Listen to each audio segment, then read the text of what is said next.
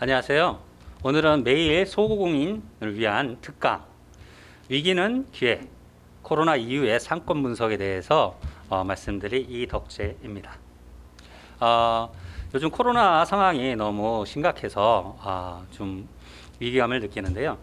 저희는 지금 방역 수칙을 지키면서 하고 있기 때문에 제가 잠깐 여러분들의 불편을 해소하기 위해서 이 마스크를 벗고 하도록 하겠습니다. 오늘 이제 코로나 이후의 상권 분석에 대한 이해 부분과 그 상권 분석을 어떻게 사용해야 되는지 그 부분에 대해서 시스템에 대해서 말씀드리도록 하겠습니다.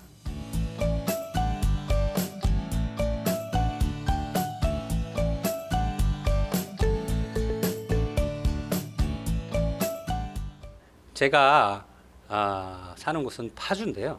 파주에 가면 거꾸로 하우스라는 게 있습니다. 이 집은 거꾸로 되어 있는데요. 모든 게 다 거꾸로 되어 있습니다. 그 집에 들어가는 부분에서부터 들어가서 식당 위로 올라가는 길까지 전부 거꾸로 되어 있어요. 그래서 제가 이런 사례가 있는지 해외에서 또 찾아보았습니다. 해외에 이런 사례가 있더라고요. 정말 이런 것인지 제가 면밀히 한번 살펴보았습니다. 그랬더니 실질적으로는 비탈진 곳에 서 있는 건물을 약간 삐딱하게 본 겁니다. 우리가 어떻게 보느냐에 따라서 관점이 달라지는 것 같아요. 이게 몇 개로 보이시나요? 4개? 3개? 네. 좌측에서 보면 3개, 4개, 우측에서 보면 3개가 되죠. 어떻게 보느냐에 따라서 이 보는 관점이 다 틀린 것 같습니다. 누군지 아시나요? 잘 모르시겠다고요? 음악을 들으시면 아시게 될 거예요.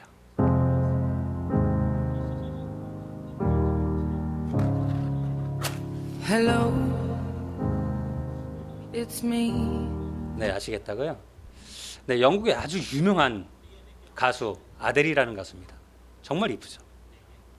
근데 이것을 사진을 거꾸로 보면 실질적으로는 눈과 입이 거꾸로 되어 있어요. 근데 우리가 처음 봤을 때 사진은 너무 아름답지만 거꾸로 되었을 때는 추하다고 볼 수 있겠죠. 정말 볼 수 있는 관념을 깨뚫어 볼 수 있는 부분들이 중요할 것 같습니다. 고객을 이해하는 게 굉장히 중요한데요. 저희 점주 입장에서 고객의 입장에서 다르게 보는 게 중요합니다. 남녀 부분도 다른데요. 남성이 객단가가 높은 주요 품목에서 보면 1위가 카메라입니다. 여성분들이 카메라에 대해서 한 100% 정도를 생각한다면 남성분들은 290%. 다시 말해서 카메라를 사는데 10만 원을 쓴다면 남성분들은 29만 원을 쓰는 거죠. 그리고 주얼리에 대해서도 시계 부분이 높은 비중을 차지하고요. 반대로 여성분들 같은 경우에는 티켓, 도서, 문화에 대한 부분이 높게 차지하고 있습니다. 실질적으로 이것을 갖다 데이터로 보면 신용카드 부가 서비스에 대한 선호도를 보면 남성의 같은 경우는 주유 할인이 45%, 여성은 생필품, 무이자 할인이 26%를 차지하고 있다는 거죠. 구슬이 서말이어도 깨워야 보배라고 합니다. 이 구슬을 어떻게 깨는지는 저희가 알고 있습니다. 그런데 그 구슬을 어떻게 깨뚫어 보고 그 바늘을 넣는 데에 대해서 좀 더 디테일하게 보셔야 될 것 같습니다. 이 코로나 시대에 온라인 비중이 점점 높아진다는 건 저희가 알고 있는 부분이고, 그러면 우리가 어떻게 변화가 되었는지에 대한 깨뚫어보는 눈을 가졌으면 좋겠습니다. 이 상권 분석에 대해서도 이제 4가지 단계, 기본적인 4가지 단계가 있는데요. 상권 분석, 그리고 입지 분석, 제일 중요한 경쟁사 분석, 그에 따른 경쟁사가 기준이 된다면 수익 분석을 해야 됩니다. 상권 분석이 제일 중요한 이유가 뭘까요?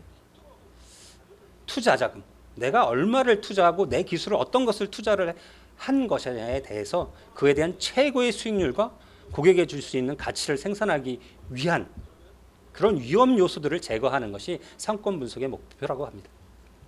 창업을 성공하기 위한 가능성에 대한 진단, 내가 투자한 자금, 정책, 수익성에 대한 판단, 그리고 내가 갖고 있는 보통 이제 소상공인 선생님들은 내가 하고자 하는 업종 업태가 있으실 건데요. 그거에 대한 기초 자료가 좀 더 수집되어야 되고요. 나 혼자만 1인 기업이라면 상관이 없지만 같이 할 수 있는 종업원과 인재 채용에 대한 기준이 있어야 될 것 같습니다. 상권 분석에 대해서 잠깐 말씀드리겠습니다. 상권이라는 것은 트렌드예요. 트렌드가 어떻게 변하고 있느냐에 대한 부분입니다. 점포의 세력, 그리고 고객을 유치하기 위한 지리적인 영역, 그리고 마케팅 단위로서는 공간적인 범위를 말하고 있고요. 실질적으로 유동 인구보다는 유효 수요가 얼마만큼 분포하고 있는 공간인가라는 것을 상권이라고 합니다. 입지라는 부분은 상품, 여러분이 갖고 계시는 상품과 고객과의 만나는 장소라고 할 수 있어요. 토지, 위치, 소재, 위치.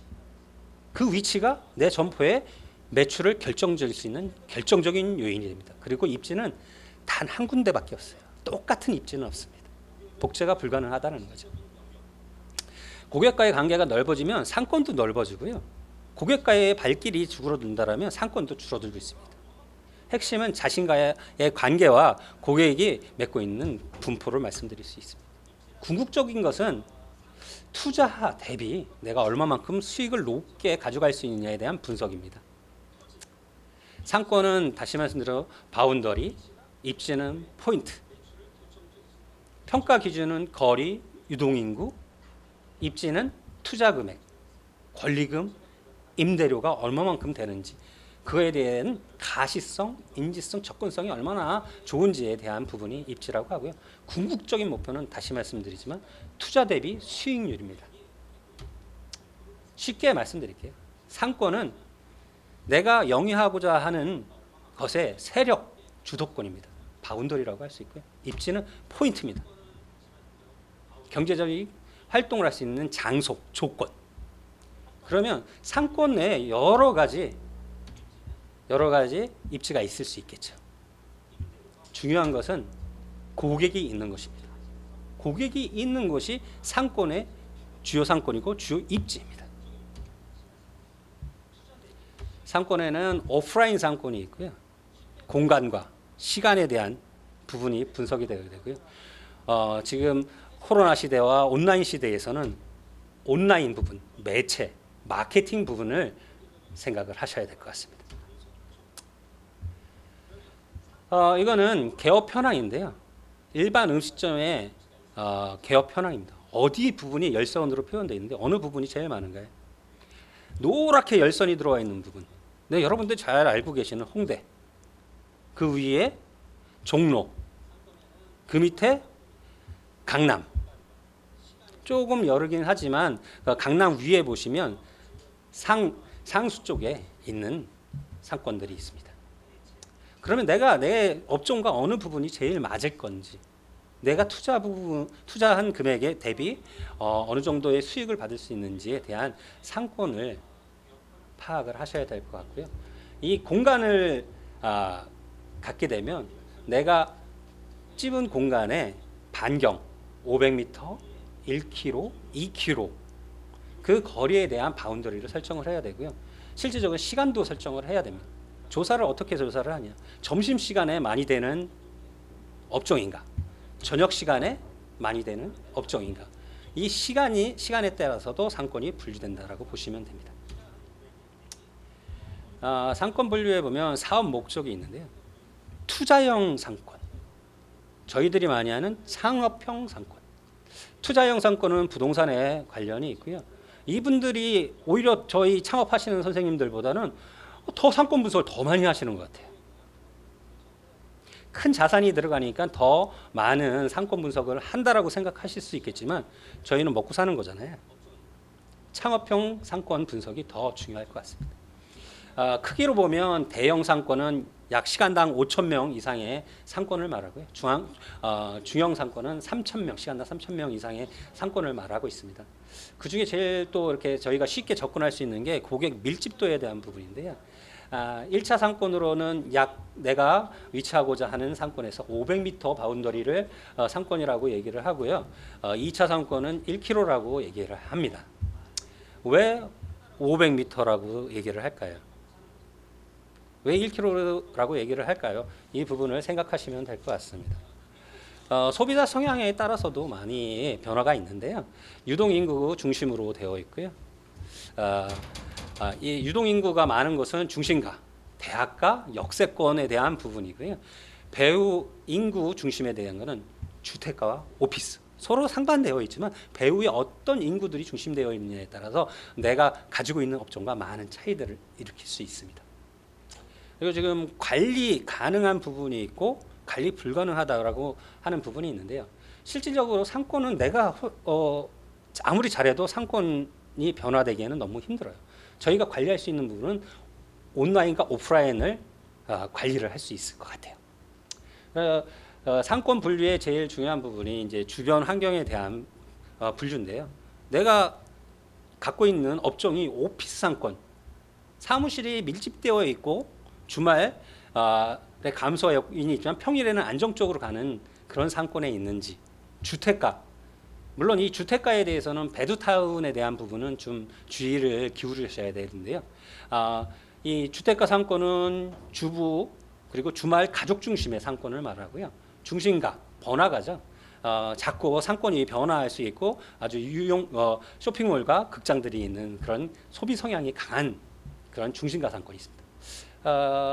또 하나는 주의가 역세권, 슬세권 뭐 하는데 역세권 상권인데요. 지하철, 기차, 유동인구가 많고요. 시간적 제약이 따릅니다. 그리고 또 여러분들이 이제 어떤 업종일지는 모르겠지만 대학가 상권은 좀 특이한 부분들이 있어요. 이 대학생 분들은 가격에 대한 부분이 굉장히 민감합니다. 그렇기 때문에 가격에 대한 경쟁력이 좀 있으셔야 될 것 같고요. 물론 방학 기간에는 좀 매출이 현저히 감소된다는 부분이 있고요. 요즘 이제 뜨는 상권으로는 그 외곽권에 그 수도권 외곽에 있는 상권들이 많이 뜨고 있습니다. 왜냐하면 주 5일제 52시간 근무제로 인해서 점점 성장하고 저렴한 월세 등으로 성장하고 있는 부분이 있습니다. 밀집으로 보면 그 1차 상권이 도보로 500m라고 했는데요.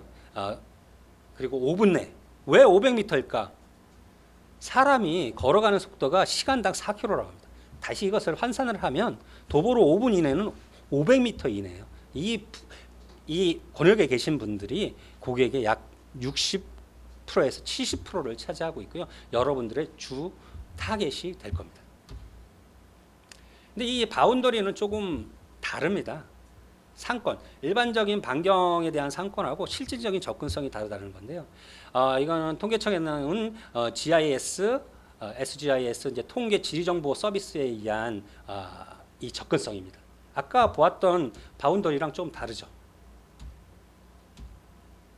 네, 이 바운더리로 보면 지 윗부분까지도 내 상권에 들어와 있어야 하는데 여기에는 지금 들어와 있지 않아요.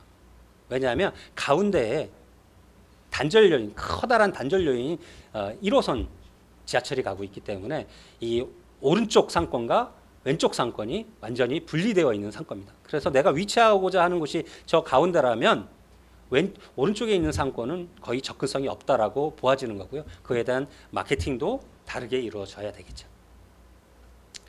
오피스 상권, 아까 말씀드린 것처럼 사무실에 인접해 있기 때문에 특정 시간에 소비가 집중됩니다. 그리고 평일에는 좀 안정적으로 가는데 주말에는 급속적인 이제 감소 요인이 있죠.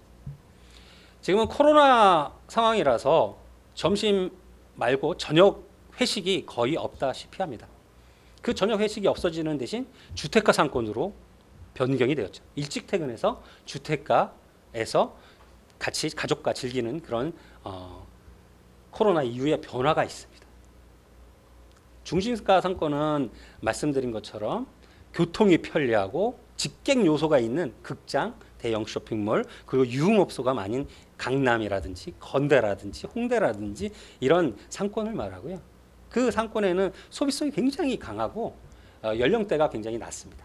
그리고 충동 구매가 많이 나는 대신 저희 같은 소공인들이 창업하기에는 조금 직객 요소나 사람들이 많지만 높은 창업 비용으로 인해서 조금 꺼려지는 부분들이 좀 있죠. 역세권 상권, 이건 바로 유동인구가 많다라고 생각되는 상권. 그 역세권 상권이라고 그러는데 역세권이 얼마나 있을까요?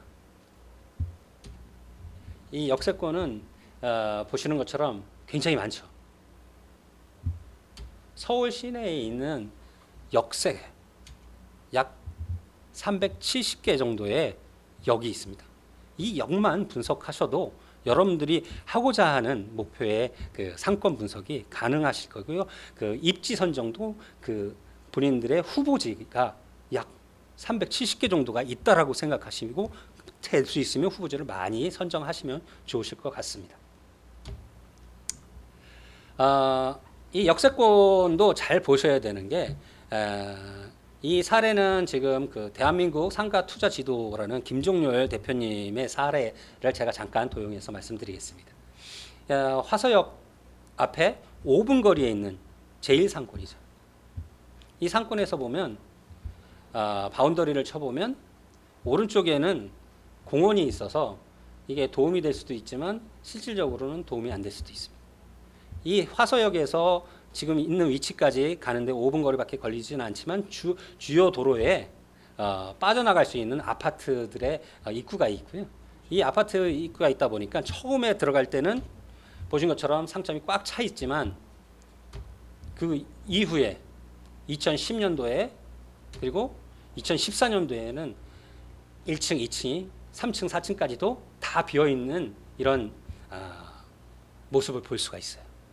그래서 위치 선정, 입지 선정은 굉장히 중요하고 배후 입지를 굉장히 정밀하게 보셔야 될 것 같습니다. 물론 지금은 다시 다 차 있습니다. 그럼 입지 분석이 얼마나 중요한지 말씀을 드리도록 하겠습니다. 입지에 대해서는 이제 그 이용 목적에 따라서 적응형, 목적형, 생활형이 있는데 쉽게 말씀드려서 유동인구가 많은 곳 그리고 내가 특별한 목적을 가지고 가는 우리가 기술이 전문적인 기술이 있다라면 내가 특별히 맛있는 돈가스를 한다라면 그런 목적을 가지고 오시는 분들이 갈 수 있는 그런 시점이 있고요. 생활형 바로 옆에 있는 그런 작은 음식점을 갈 수 있는 그런 생활형이 있겠죠. 물론 이 생활형 입지에서 대형 아파트는 좀 다릅니다. 대형 아파트 존에서는 이 생활형 입지가 그렇게 좋은 입지라고 볼 수는 없고요. 낮은 4층에서 5층 정도에 있는 주택가 부분이 굉장히 좋은 상권이라고 입지라고 얘기할 수 있습니다. 그리고 이제 요즘 많이들 이제 주차가 가능한지 불가능한지 또 권리금이 있는지 없는지에 대한 부분도 체크해 주셔야 될 부분이고요. 입지에 대한 부분에 대해서 이제 핵심 요소로는 가시성, 접근성, 인지성, 호환성 그리고 홍보성입니다. 눈에 일단 잘 보여야 되고요. 점포 진행 방향, 코너 전면부가 긴 코너를 가시성이 있고요. 접근성은 내가 내점을 했는데 어떻게 접근하냐, 주차 시설은 편리한지, 엘리베이터는 잘 되어 있는지, 입구에 걸림돌은 없는지 그것을 찾아가는데 몇 번 출구에 나와서 좌회전, 우회전, 다시 좌회전 직진해서 찾아오세요라는 것보다는 유명한 건물이 있는 스타벅스 바로 옆에 있는 건물이야. 그 옆에 있는 상권이야. 이렇게 얘기해주는 인지성이 있겠습니다. 그리고 이 호환성은 서로 보안 업종에 있는 것들이 있어요. 쉽게 얘기해서 내가 소주를 먹으러 간다라면 삼겹살을 먹고 그리고 입가심을 하기 위한 맥주를 2차로 가고 그 다음에 노래를 부르러 노래방에 가서 노래를 부르고 나서는 헤어질 때 간단하게 음료를 마실 수 있는 편의점. 이 네 가지 정도가 이게 이어지는 호환성이 있는 부분이고요. 홍보성은 광고를 하기 위해서 이 전면부에 얼마만큼 광고 간판을 잘 붙일 수 있느냐. 그런 부분들에 대해 입지 선정의 주요 핵심 요소가 됩니다.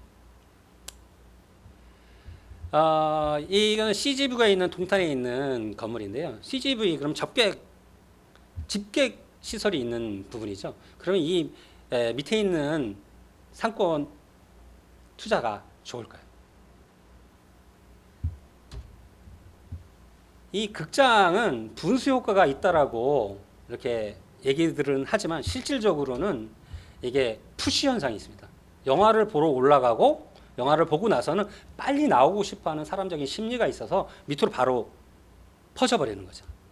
이런 상권에 내가 어떤 것이 들어가야 될지는 업종이 맞는 부분들을 좀 생각을 하셔야 될 것 같고요. 이 출근길과 퇴근길에 대한 부분이 좀 다릅니다. 퇴근할 때 버스 정류장이 있는 곳의 오른쪽에 있는 부분이 상권 진입 방향이 될 것 같고요. 지하철역이 양분되어 있을 때 1번 출구, 2번 출구 있을 때 2번 출구에는 단절 요인이 생기기 때문에 1번 출구 오른쪽에 있는 버스 정류장으로 갈 수 있는 이런 입지 조건을 선택하시는 게 유리하십니다. 그리고 저희가 계속 말씀드리는 게 이 사람의 심리가 오른쪽의 법칙이라는 게 있어요. 오른쪽으로 돌려고 하는 이런 습성들이 있어서 이 내려오는 상권에서는 오른쪽으로, 즉 1번 쪽으로 많이 가게 되어 있고요. 올라가는 퇴근길에서는 올라가서 다시 건너서 오는 그런 숙성이 있습니다. 사거리에서도 보면 직진하거나 아니면 오른쪽으로 회전을 하려고 하는 습성들이 있죠.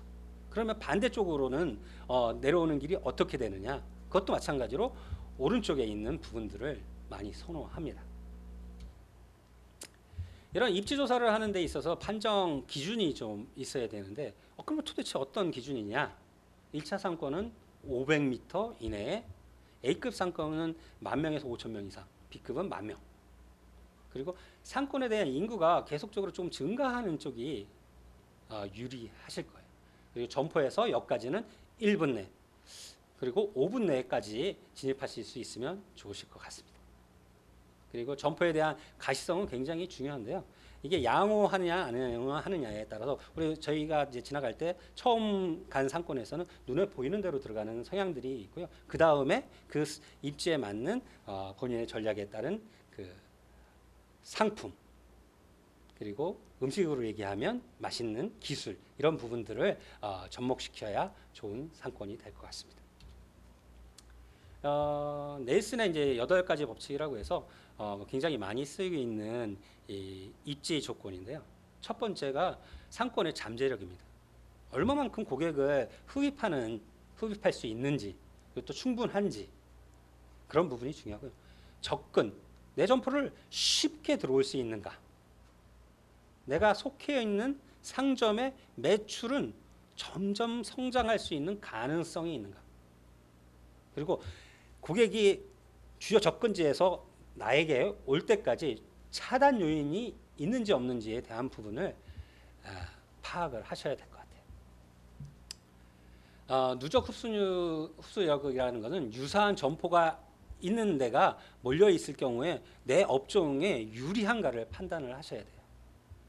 쉽게 얘기해서 이제 그 가구점 같은 경우 한 곳에 있는 것보다 같이 몰려 있는 것이 유리한 거죠. 전문점이고 찾아가야 되니까. 양립성에 대한 서로 보완 관계. 삼겹살을 먹고 입가심으로 맥주 먹고 노래 부르고 헤어질 때 바카스라든지 뭐 이런 간단한 음료 한 잔씩 먹고 있는 그런 서로 보완적인 관계를 갖고 있는지. 또 중요한 것은 점포 내에 기존 점포의 상점에 대한 경쟁 위치입니다. 경쟁사 분석은 굉장히 중요한데요. 이 경쟁사보다 우위한 위점을 갖고 확보를 하고 있는지가 굉장히 중요합니다. 그리고 입지는 다시 말씀드리지만 내 투자 대비 수익을 최대한 뽑을 수 있는, 그리고 고객에게 가치를 전달할 수 있는 경제성이 받침이 되어야 합니다. 그럼 좋은 입지가 있을 것이고요, 나쁜 입지가 있을 겁니다. 이 좋은 입지라는 것은 여기 좀 약간 오타가 있는데요. 2,000에서 3,000세대 규모의 아파트나 주택단지, 학교 주변에 상주 인구가 많이 이제 이동이 많다라면 전출보다는 전입이 많은 것, 그리고 고정 인구는 약 2만 명 이상, 고정 세대는 한 5,000세대 정도 이상인 지역이 좋은 입지고요.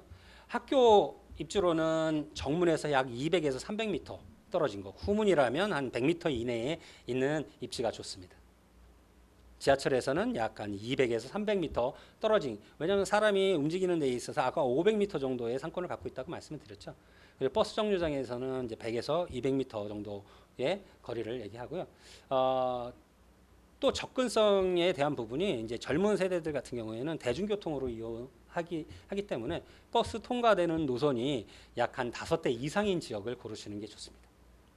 그리고 들어오는 입구의 모퉁이, 그리고 이제 자동차 도로에 대한 부분은 약 편도 2차선에서 3차로 정도에 있는 접근성이 좋은 입지가 좋고요. 이게 이제 4차선, 6차선까지 넘어간다라면 이거는 좌우에 대한 상권의 분리가 일어납니다. 쉽게 해갖고 이 상권 입지는 물의 흐름입니다. 이 흐름을 저해할 수 있는 커다란 강이나 도로가 있다라면 상권은 양쪽으로 분리가 되기 때문에 6차선 이상의 도로는 피하시는 게 좋으실 것 같습니다. 그리고 이제 시간대별 유동인구와 거주 인구가 충분한 입지를 고르시는 게 낫고요. 그럼 반대로 입지가 어떤 부분들이 나쁜지에 대해서 말씀드리면 상권이 충분히 되어 있지만 이게 점점 확대가 돼서 접근하기 어려운 것, 쉽게 해서 5분 내에 접근할 수 있는 입지가 아닌 한 10분, 15분, 제가 15분이라는 목적성을 갖지 않고서는 가지 않을 것 같거든요. 15분 이상의 거리가 걸린다면 이 지나친 상권이 확대되는 부분이라서 이런 부분들은 주의해 주셔야 되고요. 6차선 이상의 도로가 있는 것은 상권을 양분하고 있다는 거. 그리고 업종이나 주인이 자꾸 바뀌는 부분들이 있어요. 이런 입지는 결코 좋은 입지는 아닙니다. 그리고 주변에 상가들이 많이 비어 있는 것. 그리고 또 하나 이제 권리금이 없다라는 것은 이 실질적으로 상권이 어느 정도 형성되어 있지 않다라는 부분일 수도 있지만 이 권리금이 될 수 있으면 있는 것이 아무래도 활성화가 되어 있는 부분이겠죠. 그리고 또 이제 이거는 좀 야세 같은 건데 건물주가 유사 업종에 종사하시는 경우들이 간혹 있습니다. 이럴 경우에는 나한테 이제 좀 도움이 될 수 있을 것 같기는 하지만 실질적으로는 아는 업종에 계신 분들이 더 무서울 수 있어요. 그래서 건물주가 유사 업종이 아니고 전혀 다른 업종, 예를 들어서 뭐 직장을 다니시는 회사원이라든지 이럴 경우에는 건물에 대해서 이렇게 신경을 그렇게 많이 쓰지 않으시는 부분이라서 여러분들이 관계만 잘 해놓으신다라면 내가 상권이 더 좋아지고 입지가 좋아지고 그 매출이 올라갔을 때 타격 받는 일들이 조금 적어지실 것 같습니다. 상권은 변화하는데요. 입지는 흐르고요.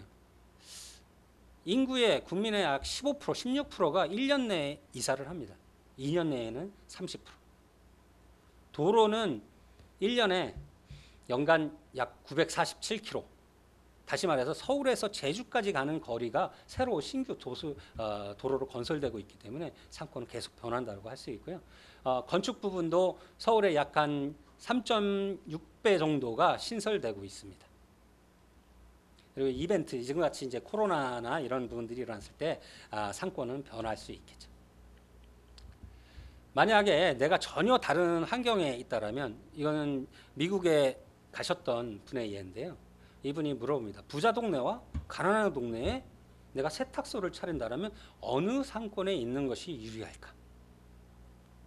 네, 부자 동네요, 가난한 동네요. 서로 다른 얘기들을 하실 겁니다.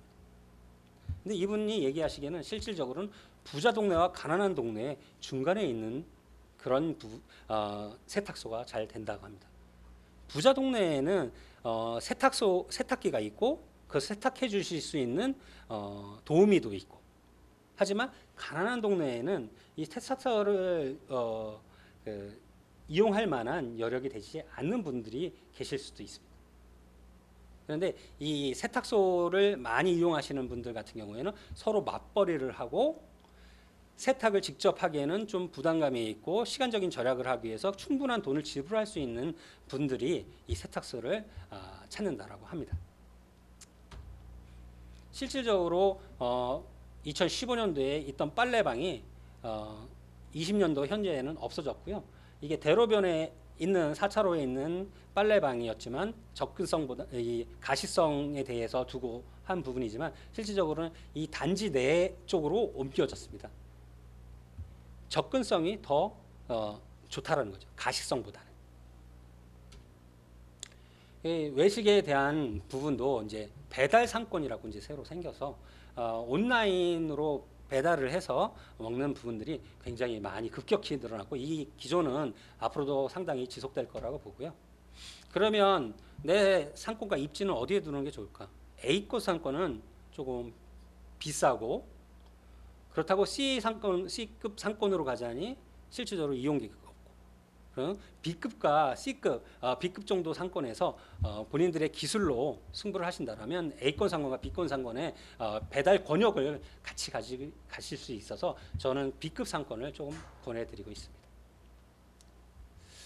코로나 이후에 이제 생활 방식이 이제 굉장히 많이 변화됐는데 소비 패턴도 변화되었습니다. 이 관광객 기준으로 많이 지향을 했다라면 지금 이제 내국인 베이스로 가셔야 될 것 같고요. 실질적으로 내국인 베이스로 가시면서 탄탄하게 가져가시고 이 코로나 상황이 풀리는 시점에는 관광객도 들어오실 수 있고 그래서 더 발전 가능성이 있다라고 보아지고요. 상권이 이제 거주지 중심에서 오피스 중심으로 좀 바뀌었습니다. 그 얘기는 뭐냐면 오피스의 안정적인 그 점심이라든지 이런 상권으로 가시고 그 이후에 거주지로 교차 환원되는 부분들이 있습니다. 그리고 이제 유흥 시장에서 이제 다이닝이라고 해서 이제 법카 클린화라고 하죠. 이제 법빈 카드가 많이 사용되던 유흥 상권에서 다이닝 상권이라고 해서 조목조목 이렇게 그 코너식으로 나오는 그런 음식에 대한 상권이 많이 이제 그 대두되고 있고 지금 앞으로 뜨고 있습니다. 이런 부분은 이제 그 지하철에 대한 접근성이 조금 있는 부분에 약간 한 발자국 뒤어 있는 골목 상권에 있으시면 굉장히 유리하고요. 이런 부분들이 이제 그 성수동 상권이라든지 아니면 을지로에 있는 뭐 을지 상권 이런 부분들이 그리고 또 지식산업센터 이런 부분들이 조금 있을 것 같고요. 그다음은 이제 판매 매장에서 체험 매장으로 변했습니다. 이제 저희 대형 상권들이 어디로 갈 것이냐. 결국은 집객 요소가 있는 중심 상권으로 갈 텐데요. 전에는 그 대형 상권들이 각 지역마다 다 있어야 된다. 그러니까 그 브랜드들이 지역마다 있어야 된다라고 생각을 했지만 이 브랜드 매장들은 생각이 조금 바뀌었습니다. 오히려 팬데믹이라든지 코로나 거리두기라든지 이런 것 때문에 좀 더 대형화되고 넓고 거리를 둘 수 있는 그리고 안테나 샵을 원하는 즉 강남이나 홍대 같은 데에 대로변으로 집중될 가능성이 있고요. 그 외의 지점들은 조금 빠질 수가 있습니다. 그러면 저희는 반대 전략으로 그런 체험할 수 있는 중심 상권에 약간 하나 뒤에 있는 B급 상권을 노려보시고 거기에 대한 기술력을 같이 한다라면 굉장히 도움이 되실 것 같습니다. 지금 음식 경영에 대해서 이제 좀 계속 말씀을 드리게 되는데 이 패러다임이 바뀌고 있다는 거죠. 주요 음식점에서 웨이팅을 하시나요? 대부분 요즘 젊은 분들은 사전에 웹으로 예약을 합니다. 그리고 주문을 그 자리에서 키오스크로 결제를 하고요. 그 결제한 것을 바코드로 이제 바로 결제를 하게 되는 이런 패턴을 보이고 있고요. 이런 부분은 상권에 있어서 온라인 부분에 대한 매체, 마케팅 부분이 새로운 디지털 상권으로 부각되고 있고 이 부분도 간과하셔서는 안 될 것 같습니다. 2030 이제 즐기는 게 이제 맛집을 스마트폰으로 검색을 하고 그것을 온라인으로 예약해서 등록을 하고 근처에서 기다리다가 그 시간대가 되면 바로 가는 이런 주문 체계들을 거리고 있거든요. 그러면 이런 다각적인 상권과 입지를 분석을 하면 어떤 것이 더 기준이 있어야 될 텐데 저희가 이제 경쟁사에 대한 분석을 해야 합니다. 왜 경쟁사를 분석을 해야 될까? 다시 말씀드리면 경쟁사 분석은 기준입니다. 그 입지, 그 상권에 대한 기준인데요. 상권은 업종을 선택하는 부분이 있고요. 입지는 권리금, 보증금, 임대료, 그리고 월세 이런 부분들을 가지고 내 사업이 정말 타당한가를 찾기 위해서 기준이 있어야 되겠죠. 그 기준을 찾기 위해서 경쟁사의 매출이라는 부분을 파악하는 게 굉장히 중요합니다. 그 경쟁사를 가서 파악을 하고 잠재 고객, 이 경쟁사의 고객과 나의 고객이 겹치는가? 그러면 겹친다고 했을 때 그 잠재 고객을 내가 어떻게 가져올 것인가에 대한 부분을 파악하셔야 되고요. 이 부분은 매출에 대한 수익, 바로 수익과 직결되는 부분입니다.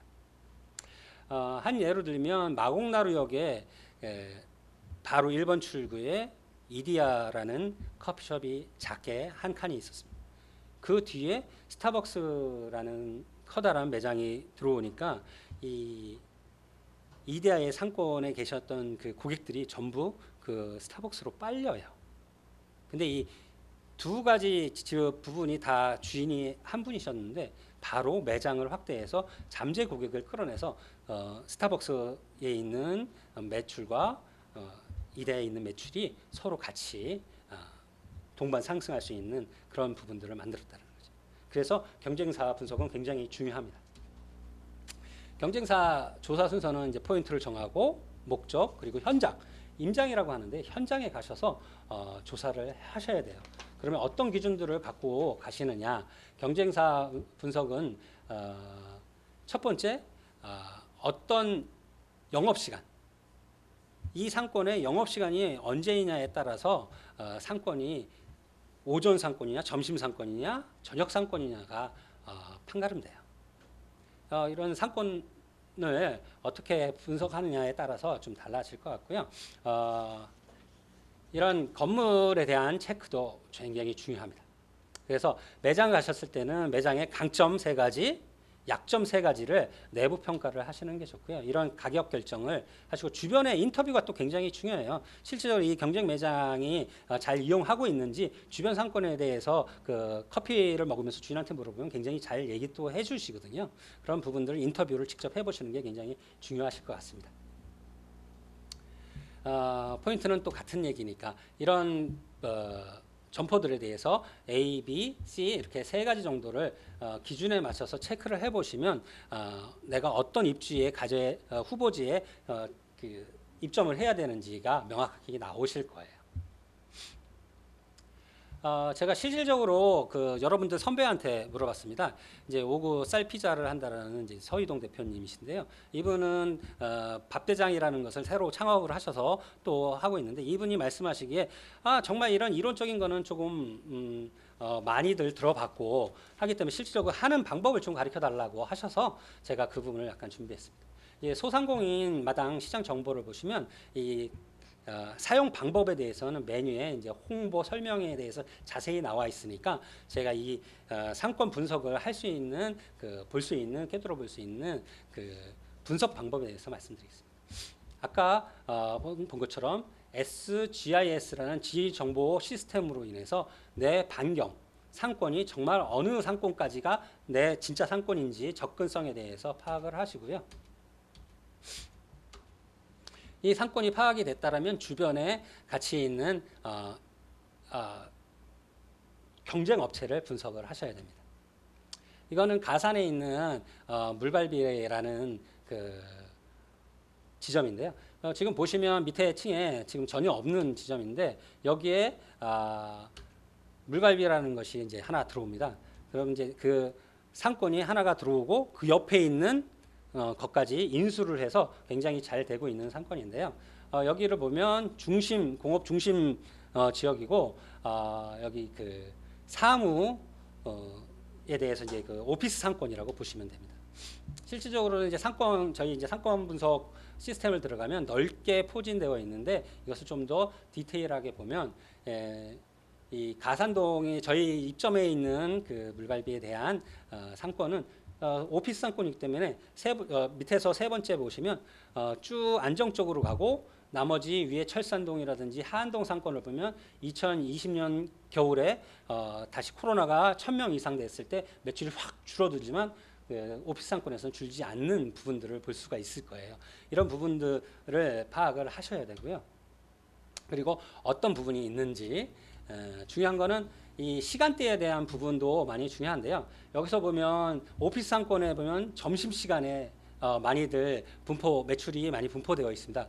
그리고 저녁 시간에도 매출이 많이 올라와 있는데 이것을 다시 분석을 하면 매출의 기준, 12시에서 3시 사이에는 매출 건수는 많지만 매출 금액은 작습니다. 저녁 시간대에는 단가가 올라가서 매출 건수는 좀 줄지만 매출액이 증가하는 것을 볼 수가 있겠죠. 그러면 전략이 좀 바뀔 수가 있을 것 같아요. 실질적으로 오피스 상권에는 주 중에는 굉장히 많은 부분들을 차지하지만 주말에는 거의 없다시피 합니다. 그래서 주말이 있는 삶을 살고 싶으시다라면 뭐 오피스 상권에 진출하시는 것도 굉장히 중요하고요. 이 대표님 같은 경우에는 지금 매출이 약한 그 상권 분석을 하면 5천만 월 5천만 원 정도 되는 상권으로 분석되지만 실질적으로 더 깊게 보면 약 한 월 한 3억 정도의 매출을 올리고 계시는데요. 그 부분은 일반적인 상권, 이 상권에서 하는 게 이제 그 주중 상권인데 이 주말 상권을 같이 잡으셨다라는 거예요. 그 온라인으로 인한 마리오 아울렛 맛집, 주말에 많이 올 수 있는 그런 접객 요인이 있는 부분들을 갖다가 온라인 상권으로 홍보를 효과를 가져서 월 약 3억, 연간 한 36억 정도의 매출을 하고 있으신 거죠. 이 금천 지역에 보시면 유동 인구는 굉장히 많습니다. 가산이 훨씬 더 많겠죠. 근데 유동 인구보다는 유효 인구가 얼마만큼 되는지 그런 부분들을 보시면 되겠습니다. 이 상권 분석에 보면 저희가 이제 SNS 인지도를 같이 볼 수가 있는데요. SNS 인지도를 보면 첫 번째가 맛집, 그리고 두 번째, 세 번째, 그 일곱 번째 보면 장소, 금천구, 그리고 15번째 보면 장소인 마리오 아울렛이라는 검색이 많다라는 거죠. 이 부분을 갖다가 이 대표님은 놓치지 않고 주말 상권으로 같이 새롭게 창출해 내신 부분이 있습니다. 그래서 SNS 분석도 저희 상권 분석에 잘 나와 있으니까요. 보시면 될 것 같고요. 저희 이제 상권 분석 시스템에 보면 그 유동인구는 KT 유동인구를 보기 때문에 이게 KT 기지국에 따라서 유동인구가 조금 달라지기 때문에 디테일은 정보는 아닐 수 있습니다. 그래서 직접 현장에 임장을 가셔서 객단가와 그런 것들을 뽑아보시는 게 굉장히 중요하세요. 이런 것들을 의뢰해서 맡으실 수도 있는데 이런 부분들보다는 직접 가셔서 그 맛도 보시고 매장 분위기도 1시간 정도 보신다라면 이런 부분들을 파악하실 수가 있을 것 같아요. 수익률 분석은 굉장히 중요한데요. 이 월 매출 추정액이 저희한테는 입지 분석을 하는데 굉장히 중요합니다. 왜냐하면 내가 갖고 있는 자금을 투자해서 얼마만큼의 매출을 올려야 이 입지에서 가져갈 수 있느냐.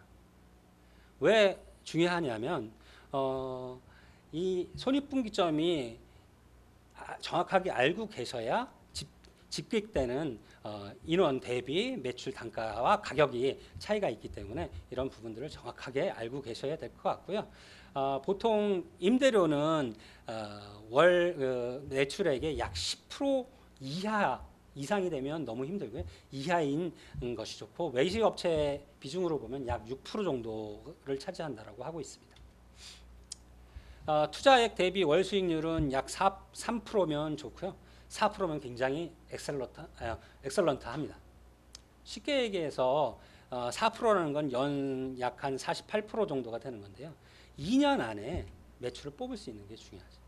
이거 갖다 쉽게 표현하자면 3일 내에 임대료를 뽑을 수 있는, 그리고 재료비는 약 열흘, 인건비로는 약 5일, 그리고 또 저희가 대출에 대한 이자 부분에 대한 부분은 하루, 그리고 잡비, 공과금, 그리고 또 중요한 게 관리비인데 임대 비용이 너무 올라가다 보니까 이제 건물주 입장에서는 이제 관리비를 올리려고 하는 경향들이 좀 많아지고 있습니다. 그래서 이 잡비에 대한 부분도 무시할 수 없기 때문에 이 잡비에 대한 부분도 좀 많이 잡아주시는 게 좋으실 것 같습니다. 상권 분석은 2년 내에 내가 이 입지에서 수익을 뽑을 수 있는 그런 상권 입지가 중요하시고요. 2년 내에 뽑고 3년 내에 수익을 가져갈 수 있는 손익분기점을 가질 수 있는 입지가 중요합니다. 이런 입지 분석을 하는 데 있어서 여러분들이 얼마의 기간을 소요하느냐라는 부분이 있는데요. 이 부분은 한번 입지를 선정하게 되면 5년 동안의 수익을 내고 그 이득을 취하셔야 됩니다. 5년이라는 기간에 1%, 한 달 정도의 소요를 가지시는 게 중요하실 것 같아요. 이 한 달 동안 30일 동안 상권을 분석을 하고 입지를 분석을 하셨을 때 이 입지라는 건 한 번 결정이 되면 변경할 수 없기 때문에 입지 분석을 하셔서 5년 동안의 수익과 매출 그리고 고객의 접객 부분이 이루어져야 된다라고 생각하기 때문에 한 달 정도의 소요를 가지시는 게 좋으실 것 같습니다. 상권 분석에는 이제 여러 가지 분석 툴이 있는데요. 저희 이제 소상공인 마당에 상권 분석 툴이 있고, 그리고 나이스 비즈맵에 상권 분석이 있습니다. 이거는 유료이지만 월 1회 정도는 무료의 기본서를 제공하기 때문에 여기에서 분석해 보시는, 서로 보완적으로 분석해 보시는 게 좋고요. 저희가 이제 저희 같이 소상공인들은 너무 이제 그 안에서 컴퓨터만 할 수 없기 때문에 요즘에 핸드폰이 굉장히 좋아져서 핸드폰으로 직접 분석할 수 있습니다. 소상공인 마당 상권 분석도 핸드폰으로 할 수 있고요. 서울 가게, 우리 가게 상권 분석이라는 것, 그리고 나이스 비즈맵, 그리고 KT 잘 나가는 가게, 잘 나가게, 그리고 이제 제가 아까 말씀드린 분석에 대한 GIS 지지 정보 통계 서비스까지 모바일로 충분히 가능합니다. 그래서 여러분들께서 모바일로 즉각 해 보시면 분석이 가능할 것 같습니다. 마지막으로 그 영화 극한직업에서 나온 말입니다. 소상공인들 잘 모르지만 우리는 다 목숨 걸고 장사하지 않습니까? 여러분들이 상권 분석하는데 1%만 쏟는다면 99%의 이득을 가져갈 수 있습니다. 우리 같이 목숨 걸고 지키는 이 상권 입지가 되었으면 좋겠고요. 여러분들이 지키고자 하는 가치를 지킬 수 있으면 좋을 것 같습니다. 이상으로 그 분석을 조금 마치도록 하고요. 좀 궁금한 점 있으시면 제가 채팅 댓글에 올라와 있는 게 있으면 그 질문을 좀 받도록 하겠습니다. 물론 이 질문에 대해서 제가 다 답변을 해드릴 수 없을지도 모르지만 아는 내에서는 다 말씀드리도록 하겠습니다.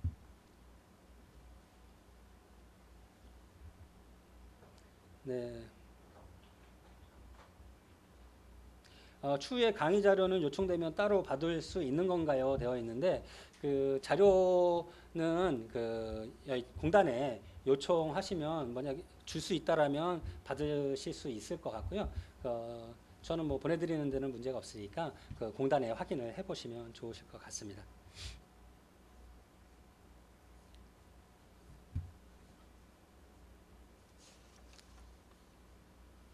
네. 그리고 지금 네. 코로나 때문에 이제 많이들 어려움이 있으실 것 같은데 이 어려움을 같이 이겨내면 좋으실 것 같습니다. 이상으로 이 코로나 이후의 상권 분석에 대해서 마치도록 하겠습니다. 네, 감사합니다.